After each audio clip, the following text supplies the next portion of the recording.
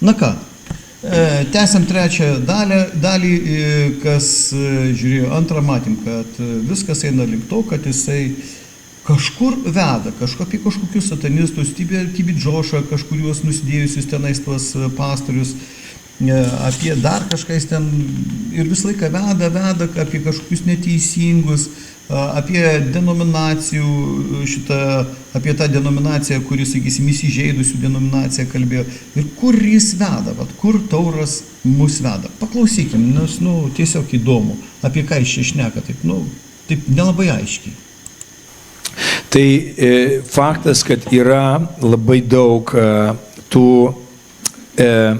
teisingų kaltinimų bažnyčiai ir teisingų kaltinimų Dievo tarnams, bet aš manau, kad velnio tikslas yra kaip niekada apjuodinti apskritai bažnyčią, suformuoti nuomonę, kad žmonės jie net nenorėtų eiti į bažnyčią. Ir aš manau, kad tokie kaltinimai ir tokie pranašai, kurie veikia ir mūsuose. Aš dabar nekalbu apie dar tos pranašus, kurie apsimeta pranašais ir ten apaštalais ir jie neturi nei bažnyčios. Dar vienas labai svarbus klausimas, kad pranašas jisai priklauso bažnyčios penkialypiam tarnavimui ir jis veikia bažnyčioje. Taip, bažnyčia, Taurai. O kas yra bažnyčia? O kas, Taurai, yra bažnyčia? Vat jūs esat bažnyčia, ar jūs esat organizacija, kūniška visiškai organizacija? Vat klausimas. Taip, tu teisus. O kas yra bažnyčia? Ar bažnyčia yra pastatas? Pavyzdžiui, tu, Taurai, kaip tu tapai pastoriumi? Gali man papasakoti, vienu žodžiu? Kaip? Aš, pavyzdžiui, kiek aš nežinau, kaip ten buvo, sakysim, tikėjimo žodį, bet, pavyzdžiui, iš eklesijos laikų aš labai gerai žinau, kaip tu tapai, kaip Kastytis, sakysim. Paimėt, įsikūrėt organizaciją, užrašėt eklesiją ir viskas, ir jūs bažnyčia, tipo jau iš Dievo, ir viskas. Tu lygiai taip pat paimėjai, atsiskyrėjai nuo Kastyčio priežasties, aš nežinau, ir čiukšt.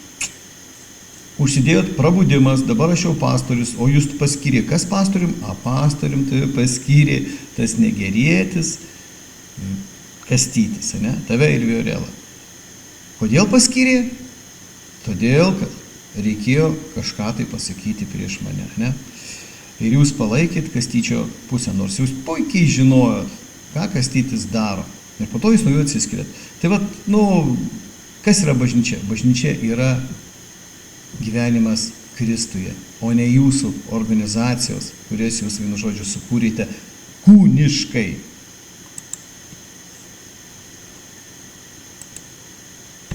Pranašas turi būti po apaštalų. Ir be abejo, kai mes kalbam apie bažnyčios vadovą, mes visi nenorime aukštintis. Aha, tai reiškia, kiekvienas bažnyčios vadovas yra apaštalas. Ir pranašai turi būti po. Iš kur tu tai ištraukiai? Taurai. Iš kurios tu Biblijos vietos tai trauki? Pasirodo, tu irgi apaštalas. Ir visi yra apaštalai bažnyčios. Nežinojau, bet sveikinimai. Pasirodo, Lietuvoje vien apaštalai pagal Taurą vadovauja bažnyčiam ir visi turi būti po jais. Pranašai. Neblogai. Klausom toliau. Ir savo dėt etikėčių. Jeigu viešpats jisai liepia iš tikrųjų kažkaip tai jau, pranašas Kenetas Heiganas. Jisai buvo labai geras mokytojas, bet Dievas jam pasakė, tavo pagrindinis tarnavimas yra pranašas. Jis yra iš esmės aukštesnis už mokytojo, bet Kenetas Heiganas kuklinosi ir save vadino mokytoju, o ne pranašu, nors jisai buvo tikras pranašas. Ir viešpats jį net sudraudė dėl to. Ir aš suprantu, kad, bet iš esmės Lesteris Samralas, jisai save vadino Bet Kenetas Hagenas mėgo, kad jį vadintų broliu. Lesteris Summerlas buvo irgi tikras apaštalas, bet jis niekur nevadino savęs apaštalu, bet jisai buvo apaštalas. Kartais žmonės ateina ir jie vadina, jie įsivaizduoja, kad jie nieko neturi, jokios atsakomybės, jie vaikšto iš bažnyčios į bažnyčią kažkur tai, ieško kažkur tai, kur galėtų daryti įtaką. Ir šiandien yra didelė galimybė žmonėms daryti įtaką. Žinai, jeigu yra bažnyčioje, tai yra susirenka žmonės ir jie gyvai, su to žmogum susiduria, bet kada yra YouTube'as, tai žmonėms galimybė daryti įtaką yra visiškai, nepažįstant to žmogaus asmeniškai. Taurai, tu lygiai taip pat naudoji YouTube'ą, žmonės tavęs ir nepažįsta, ir tu darai irgi įtaką. Daug kas, sakysim, daro įtaką ir ką. Bet žiūrint, kokią tu įtaką darai. Ir kam tu darai. Ir kokiu tikslu tu darai. O dėl Hageno, tai kas nežino, kas tai yra Hagenas, tai galite tikrai yra, sakysim, mes matom, kaip Hagenas, tai yra, sakysim, lygiai taip pat yra video tas jo garsus, kuris eina, pučia, žvengia, kartu su juo tenais Copelandas, kuris yra pats turtingiausias plėšikas, taip vadinamam krikščioniškam pasaulyje, kuris turi kiek ten 3 lėktuvus, ar kiek jisai, aerodromas prie namų ir taip toliau. Tai vat Summerlas, tikrai, sakysim, tenais nieko nekalbėsiu, bet Hagenas, jisai tikrai nėra žmogus iš Dievo, mes iš karto matom, kiek ten yra visokių nesąmonių pas jį ir taip toliau. Taigi, YouTube'as yra laisvas, Taurai. Ir mes kalbame kiekvienas, ką norim, bet kiekvienas mes atsakysim prieš Viešpatį. Neužmiršk niekada to. Ir tai, kai jisai kalba, gali labai stipriai suklaidinti žmonės. Ir be abejo, tu suklaidinti žmonės nesuklaidinsi atvirų melų. Tu jį suklaidinsi, pateikdamas kažkokią tiesą. Ir tas pranašas, kuris save vadina, beje, jisai save pavadino, aš asmeniškai pažįstu. Jisai pasakė, mes esame ne Naujojo testamento, bet Seno testamento pranašai. O čia geras. Va čia, Taurai, gal turi įrodymus, kad tu mane pavadinai. Sakai, kad aš vadinu save pranašu? Gal gali pateikti įrodymų, žinai. O toliau, kad mes esame ne Naujo, o Seno testamento pranašai?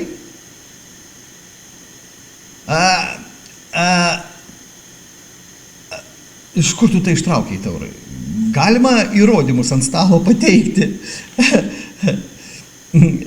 Aš ne tik, kad nekalbėjau apie save kaip pranašą, vienu žodžiu, niekada, bet aišku, o kad aš ne Naujo Seno, va čia yra, Taurai, bum. Čia man jau akys ant kaktos iššoko. Čia jau,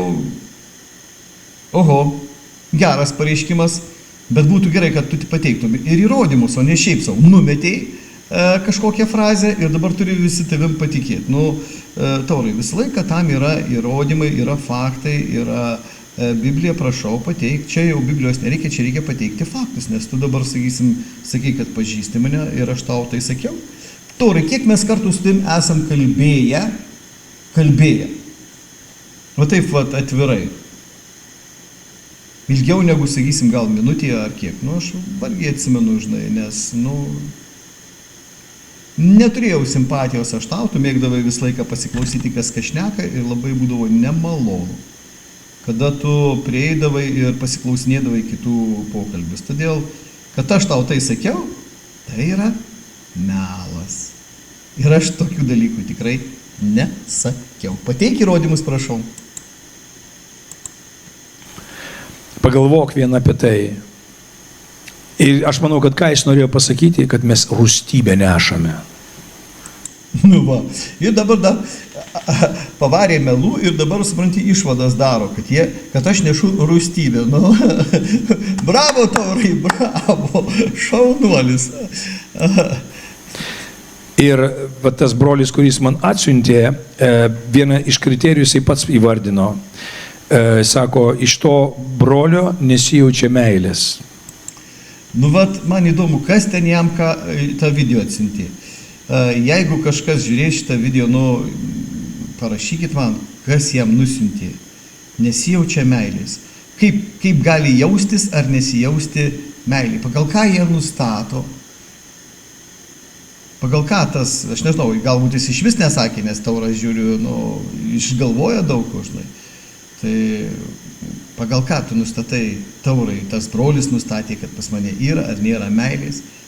Čia tu dabar pletkus varinėjai, Taurai, daugiau nieko, žinai, čia labai gražiai tu muilinė. Nu, paklausom dar, paklausom. Meilės jis nerodo. Aš jam nieko neparašiau, bet aš manau, kad yra vienas iš kriterijų. Ar tas žmogus su savimi eina su meile? Ar jisai turi meilę, ar jisai neša meilę? Aš dabar nekalbu apie įsižeidusius žmonės, kurie visi yra nemeilė, kurie netoleruoja jų kažkokių tai dalykų, kažką pasako. Kiekvienas žmogus, kuris nenori pripažinti savo kalties, jisai apkaltins kitą, kuris jam pasako, nors jis su didžiausia meilė, jam visą laiką bus aštru. Jėzus buvo labiausiai mylintis asmo žemėje. Tai sakai, vienu žodžiu, tas vis tiek paims vat, ir padarys, jisai įsižeidęs, jisai visą tai vat, padarys, kaip tu ten pasakai dabar, ne? Nu, Taurai, žinai, mano žmona Viktorija pasakė, sako, kas kuo pateptas, tas tuo ir smirda. Tai, kad Taurai, manau, kad jį labai teisingai pasakė. Bet ne visiems jis atrodė mylintis. Ir po šioliai žmonės jie galvoja, kad Dievas nėra meilė, nes jis siunčia žmonės į pragarą. Dievas nenori žmogaus pražūties, bet visgi jisai nori, kad žmonės atgailautų, nes be atgailos nėra išteisinimo. Tai kodėl tu, Taurai, neatgailauji? Tu dabar, pavyzdžiui, primelavai, šmeiži, tai dar ne pabaiga. Bet tu net nenori atgailos. Klausimas, kodėl? Ar žydam 10 skyrius, žydam 6 yra tau parašytas, ar ne tau? Kodėl tu, pavyzdžiui, tuos, kuriuos tu įžeidai, kurie pasitraukė iš tavo organizacijos, kodėl jūs niekada neatsiprašot jų?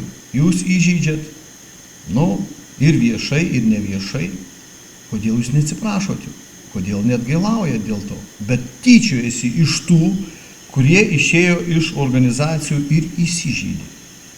Ir toliau juos žemini. Taurai, ar jie nusipelnė to, ar tau yra kaifas nuo to?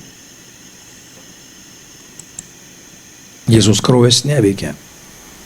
Taigi pirmas dalykas, pirmas kriterijus, atsiverskime laišką Efeziečiams 4 skyrių.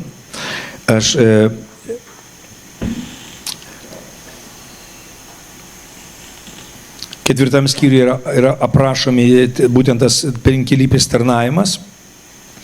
Ir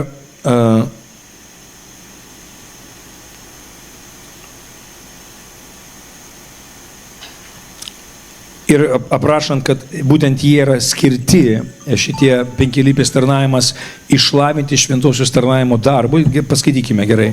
Jis paskyrė, nuo 11 eilutės, jis paskyrė vienus apaštalais, kitus pranašais, evangelistais, ganytojais ir mokytojais, kad išlavintų šventosios tarnavimo darbui, Kristaus kūno ugdymui, kol mes visi pasieksime tikėjimo vienybę ir Dievo Sūnaus pažinimą, tobulai subręsime iki Kristaus amžiaus pilnatvės saiko, kad daugiau nebebūtume kūdikiai, siūbuojami ir nešiojami bet kokio mokymo vėjo, žmonių apgaulės, gudrumo vedančio į paklydimą, bet kalbėdami tiesą meilėje, augtume visame kame į jį, kuris yra galva Kristus. Aš dažnai labai sakau apie meilę, kad meilės nėra be tiesos, ir tiesos taip pat nėra be meilės. Taurai, tu labai įdomią vietą paėmė ir pasakai, kad meilės nėra be tiesos, aš dažnai tai sakau. Kodėl anksčiau tu to nesakydavai? Vat man įdomu, žinai. Niekada negirdėdavau, kada buvo eklesijoje, kad tu tai sakytum. O dabar tu jau, čia jau dažnai sakai. kažkaip tu labai dažnai pradėjai kalbėti apie tiesą. Įdomu, kodėl? Ar tu kada nors apie tiesą kalbėjai? Iš vis anksčiau tose bažnyčiose, kada, sakysim, aš lankiau dar prieš 15-16 atsiprašau metų ir daugiau, nieks nekalbėdavo apie tiesą. Visi kalbėdavo meilė, meilė, meilė, taurai atsimink. Tai vat, o dabar, sakysim, kada aš išėjau, aš pradėjau kalbėti apie tiesą ir to, sakysim, Lietuvoje. Ir to niekas nepaneigs, bet dėja, taurai, tu ir tiesa, tai yra kažkaip nelabai suderinami dalykai. Tai vat, bet reikia kažkaip išsisukti. Klausom toliau. Tai yra abipusiai dalykai. Tiesa eina su meilė. Jeigu tai yra tikra tiesa, jeigu tai yra kažkoks tai faktas, bet jis yra be meilės, galbūt faktas ir gali būti teisingas.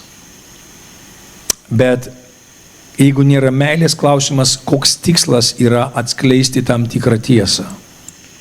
Tikslas yra, taurai, yra labai paprastas. Parodyti, kad jūs meluojate ir kad jūs eitumėt atgailauti, kad jūs paliktumėt žmonės ramybėje, bet jūsgi to nedarot. Taugi malonu pasityčiuoti iš tų, kuriuos įžeidėt. Ops, prašom, mano kartais kamera durniuoja. Tai va, jūs įžeidžiat žmonės ir po to eik įrodysi, kad jūs esate va tokie va šventuoliai, geruoliai ir viskas su jumis tvarkoje. Sakai, meilės nėra, reikia su meilė. Su meilė tu ir sakai. Sakai jiems, atgailaukit, taurai. Kokios tu dar meilės nori? Kad tavo gražiais žodžiais, maloniais kalbėtumėm, ane? Taurai, mes jau tau jau ne vieną kartą sakėm. Ir kas iš to? Ir nieko. Atsimink, pavyzdžiui, tada, kai Rotušės aikštėj, tu man neparodėjai meilės. Aš atėjau pasižiūrėti, kaip kastyčių į akis. Per Velykas. Aš stovėjau ramiai, žiūrėjau, vienu žodžiu. Tu man parodėjai meilę. Tu atėjai ir ką man pasakėjai? Aš nieko nedariau, aš tiesiog stovėjau ir žiūrėjau į kastytį. Tu ką atėjęs man pasakėjai? Eik iš čia. O, čia buvo tavo meilės žodžiai, ne? Ai, taurai, kam šnekėti, o kam geriau patylėti apie meilę ir taip toliau. Taurai, aš nieko nepasakiau. Tada vat mes truputėlį, aš pasakiau, ne tau aiškinti, kur man būti ir ką man būti, vienu žodžiu. O tu su visa neapykanta, tai yra su visa meilė, atsiprašau, čia pas tave tokia meilė. Taurai, taip. Meilė tikrai yra reikalinga, bet meilė reikalinga būtent tiesoje. Tai yra, jeigu žmogus gyvena tiesoje, jisai negali būti, sakysim, be meilės. Jeigu jisai pradeda būtent tik tais teisti, tai yra, jisai su neapykanta ir taip toliau tai daro, tada yra kita kalba. Jeigu tu matai pas mane neapykantą, jeigu tu matai kažkam pyktį, neatleidimą, įsižeidimą, kaip tu sakai. Supranti, taurai, įsižeist mes visi įsižeidžiam ir daug kas įsižeidžia. Ir būna skauda, kada jūs padarote visokias nesąmonės. Labai skauda būna. Ir pavyzdžiui, žmogus, kuris tik tais įtiki neseniai ir jį įskaudina, tai aišku, kad skauda, jis įskaudina žmogus. Bet pirmas dalykas, ką reikia padaryti, reikia atleisti.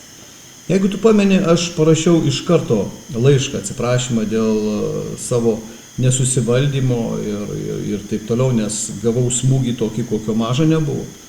O tu ką parašiai, kokį laišką? Kad aš esu demonų apsėstas. Bet aš parašiau laišką atsiprašymą. Aš atleidžiu. Nors realiai širdie buvo, sakysim, sunku buvo atleisti. Nežinau, ar iš karto buvo atleidimas, bet aš dariau žingsnius. Ir po to, sakysim, aš tikrai atsikračiau to. Ir Kastyčiui atleidau, ir tau, ir Virelui, sakysim, už visas tas nesąmonės, kad jūs padarėte. Bet, taurai, jeigu, kodėl aš turiu tylėti ir nieko nekalbėti, matydamas, kad jūs ir toliau, jau dešimtmečiais apgaudinėjat kitus žmonės. Išeina vieni, įsižeidę ir vėl ateina nauji. Ir vėl jūs apgaudinėjat, vėl jiems, sakysime, nesąmonės kalti, jie vėl išeis, jūs vėl naujus. Palaukit, kodėl aš turiu tylėti? Jeigu aš kalbu prieš jūs, kurie apgaudinėja kitus žmonės, kuriuos jūs įžeidžiat, tai reiškia, aš neturiu meilės. Keista, taurai. Aš neturiu meilės melui, kurį jūs skleidžiate. O jums, aš sakau, atgailauti. Nors aš abejoju, ar jūs jau atgailausit. Ar jums jau yra, kaip tiems, kurie 1 Samuelio Šilojuje, apie kuriuos kalba Jeremijas, apie kuriuos kalba Paulius žydams 6 ir 10 skyriuje. Jūs nenorit, jūs dešimtmečius darote nesąmonės. Įžeidinėjat žmonės ir jūs kalbate apie meilę. Tyčiojatės iš tų, netgi dabar, kurie, kaip tu pavadinai, žeminančiai, įsižeidusių denominacija yra pati didžiausia. Čia tavo buvo meilės kalba, taurai? Eja. Klausom toliau. Velnias visą laiką naudoja tiesą arba dalį tiesos, kad apgautų. Taigi labai įdomu, tiesa melui. Atrodo, kaip gali būti tiesa ir melas, taigi nesutapatinami dalykai. Tai palauk, taurai, tai jis naudoja tik tiesą ar dalį tiesos. Melas, jeigu velnias naudotų tik tais tiesą, tai jisai būtų Kristaus tarnas. Tai reiškia, jis naudoja tik tais dalį tiesos. Tai kad neklaidink žmonių. Bet esmė tokia, kad tu gali netgi sudėti tiesą ir ją paversti melu. Va taip pat. Bet atkreipkite dėmesį, ką jis pasakė. Sudėti. Kaip pasakyti? Jo, tai yra ištraukiant iš konteksto, labai gerai, sakysim, pasiėmė, jie tai labai gerai moka. Ir jie tai, kaip matom, labai gerai supranta visą tai ir pasižiūrėkit ir paversti, sudėti tiesą ir paversti melu. Aš aišku nelabai, jeigu iš konteksto išimi vienos eilutės iš kitos, tada ir pavirsta melu. Tai vat pasižiūrėkim, ką jis ten toliau sako? Tiesa? Tu gali taip sudėti teisingus žodžius, kad jie būtų melas. Ne? Taip, taurai, taip. Visiškai sutinku. Tas brolis, kuris, nežinau, ar jisai brolis yra ar ne brolis. Tai palauk, tai taurai, aš nelabai supratau, tai aš pranašas, netikras pranašas, tai aš brolis ar ne brolis, tai kas aš toks, vienu žodžiu, taurai, dar kartą, nes labai neaiškiai išneki, tu va taip numeti tokią frazelę, žinai, ir nesuprasiu, kas aš toks vis dėlto. Bet jis tai taip sudėlioja, aš sakau, manęs klausyk kiek nori, visus mano pamokslus praklausyk, aš niekada nei žodžio nesu, aš visą laiką kalbu prieš katalikybę. Taurai, ar aš kada nors sakiau, kad tu kalbi už katalikybę? Aš parodžiau tiesiog dar kartą, tau sakau, 3 kartą, kad tu dalyvavai ekumeniniam renginį, 2 ekumeniniuose renginiuose. Aš niekada nesakiau, kad tu esi už katalikybę. Bet vėl, matot, kaip yra gražiai iškraipama.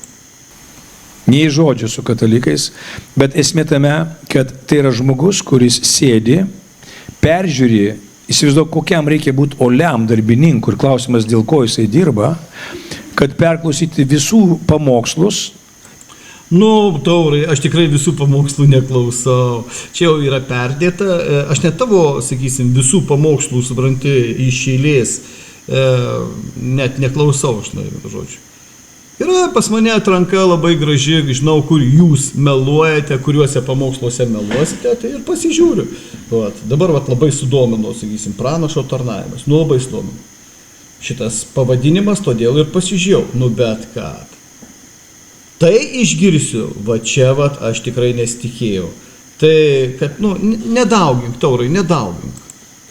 Ir žinodamas, kad aš kalbu prieš katalikybę, žinau, taurai, žinau, kad tu kalbi prieš katalikybę, bet ne tiek, kiek tu dabar pasakei, žinai. Tai Aš tikrai neklausiau tavo pamokslų, kur tu kalbė apie katalikybę, bet aš sutinku su tuo, bet tu dalyvauji ekumeniniuose renginiuose, dar kartą sakau.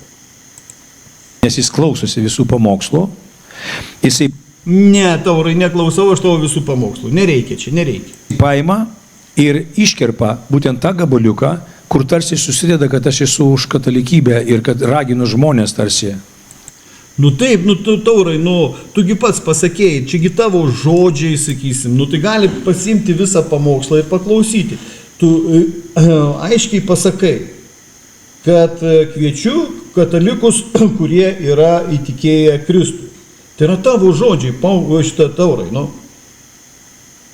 Tai tu net ir dabar pasakai, kad yra būtent katalikų, kurie yra įtikėję Kristų.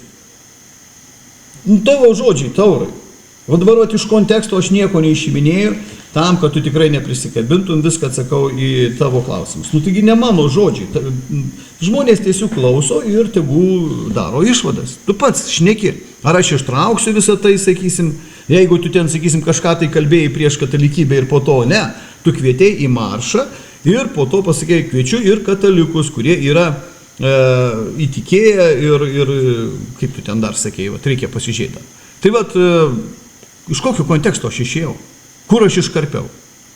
Ar tenais kažkas po to buvo pasakyta apie katalikybę negerai? Tam video? Ne. Ne, Taurai. Aš neklausiau tiesą, bet taip sudėliota sakė. Aš tiesiog iš kitų nuomonės girdėjau. Tai tu pletkus nešioji, Taurai, tai tu pasižiūrėk, kaip yra iš tikrųjų, žinai, nes tu, aš neklausiau, bet man papasakojo, tai tu, Taurai, paklausyk tada. Reiškia, faktus taip iškraipyti, arba paim kokį nors, aš apie finansus beveik nekalbu. Ane? Kas girdėjot mano pamokslą apie finansus? Turbūt negirdėjot. Aš specialiai nekalbu daug apie finansus, aš tikiu finansinių klestėjimų. Bet aš nekalbu, tiesiog yra daug kitų temų, be galo svarbių. Aš manau, kad kai mes kalbam apie finansus, yra be galo svarbu širdies tavo būsena. Nes jeigu tavo širdis yra nesutvarkyta ir tu užsibūstinsi dėl finansų, be abejo, finansai su širdim taip pat yra labai susiję.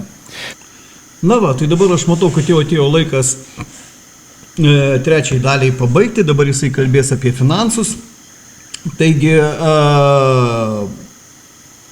turiu karpyti, nes tai yra, sakysim, ilgas jo, taip negaliu pavadinti pamokslu, gale galbūt įvardinsiu, ką aš manau apie tai, ką jisai šneka čia, nesuprantu niekaip, prie ko čia pranašo tarnavimas. Dar antra dalis yra, tai čia yra baisu. Gerai, vienu žodžiu, pabaigiam ir klausom, ką iš čia apie finansus ir toliau, ką iš čia kalbės. O dabar pabaigiam. Trečia dalis pabaigta. Pereinam į ketvirtą.